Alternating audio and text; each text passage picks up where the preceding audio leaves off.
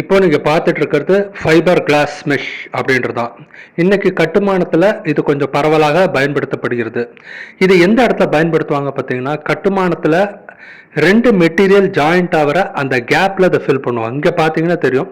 நடுவுல ஒரு கான்கிரீட் காலம் இருக்கு. 2 பக்கமும் கான்கிரீட் பிரிக் இருக்கு. ஸோ 2 வேற வேற மெட்டீரியல் தான். ஸோ அந்த கேப் 2 ஜாயிண்ட் ஆகிற அந்த கேப்ல அந்த ஃபைபர் கிளாஸ் மெஷ்ஷை ஓட்டியிருப்பாங்க. காரணம் என்னன்னா, அந்த ஜாயிண்ட்ல வந்து ஒரு எக்ஸ்பான்ஷன் கான்ட்ராக்ஷன் நடக்கும். ஸோ 2 வேற வேற மெட்டீரியல்னால எக்ஸ்பான்ஷன் கான்ட்ராக்ஷன் அந்த ஜாயிண்ட்ல நிறைய நடக்கும். ஸோ இப்படி ஃபைபர் கிளாஸ் மெஷ்ஷை வச்சு வைக்காம பூச்சு வேலை பண்ணோம் அப்படின்னா, அந்த எக்ஸ்பான்ஷன் கான்ட்ராக்ஷன்னால அந்த இடத்துல பூச்சு வேலையில கிராக் வரலாம் அப்படின்றது. ஸோ அந்த மாதிரி கிராக் வராமல் இருக்கிறதுக்காக தான் அந்த ஜாயிண்ட்ல ஃபைபர் கிளாஸ் மெஷ்ஷை வச்சு மேலே அப்புறம் பூச்சு வேலை பண்ணுவாங்க. இதனால அந்த கிராக் வருவதை கணிசமாக குறைக்கலாம் அப்படின்றதான். உதாரணமாக இந்த பில்டிங் பார்த்தீங்கன்னா தெரியும். இங்கே வந்து அந்த கான்கிரீட் காலம் பார்த்தீங்கன்னா அந்த இடத்துல ஒரு கிராக் டெவலப் ஆகிருக்கு. இந்த பில்டிங் வந்து எனக்கு தெரிஞ்ச ஃபைபர் கிளாஸ் மெஷ் இல்லாமல் தான் கட்டினாங்க.